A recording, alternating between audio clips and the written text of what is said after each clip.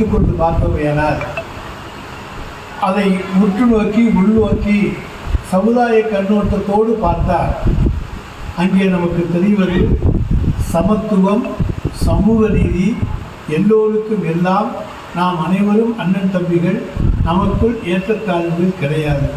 இதாங்க கம்பராமாயணம். இதைத்தானே நம்முடைய தலைவர் தளபதி அவர்கள் திராவிட மாடல் ஆட்சி என்கிறார்.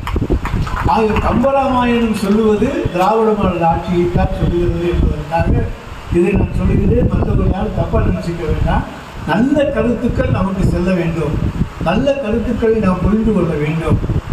ராமன் எந்த குலத்திலே பிறந்தான் என்று பார்ப்பது கிடையாது. ராமன் அனைவருக்கும் பொதுவானவனாக இருந்தான் என்றுதான் நாம் பார்க்கின்றோம். எனவே இது ஒரு வித்தியாசமாக தான் இருக்கும் பாதி பேருக்கு.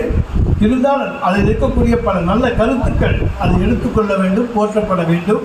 எனவே அந்த வித்தியாசமாக நாங்கள் ஒரு கண்ணோட்டத்தில் பார்க்கிற பொழுதுதான் இது எங்களுடைய திராவிட மாடலுக்கு பொருத்தமான ஒன்றாக இருக்கின்ற காரணத்தாலே தான் ராமனை இன்றைக்கு திராவிட மாடல் ஆட்சியினுடைய முன்னோடியாக இன்றைக்கு நாங்கள் கொண்டு வருகிறோம்.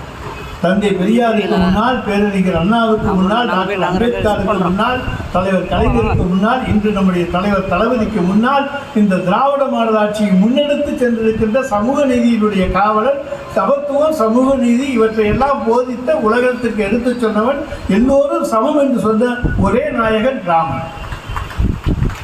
எனவே இதை யாரும் மறுக்க முடியாது, யாருக்கும் மறுப்பதற்கான வாய்ப்பு கிடையாது. எனவே அப்படிப்பட்ட ஒரு கம்பனுடைய புகழை இன்றைக்கு 10 நாட்கள் பெரும் திருவிழாவாக நாம் புதுக்கோட்டை நகரத்தில் கொண்டாடி கொண்டிருக்கிறோம். தமிழ்நாடு பூரா கம்பன் கழகம் மிகச் சிறப்பாக ஜூலை மாதத்திலே கம்பனுடைய விழாவை இன்றைக்கு சிறு குறு நகரங்களிலிருந்து மாநகராட்சி வரை இன்றைக்கு கொண்டாடி கொண்டிருக்கிற காட்சியை காண்கிறோம் என்று சொன்னால் அந்த கம்பராமாயணத்தின் மீது உள்ள நாட்டம், அந்த வரிகளிலே இருக்க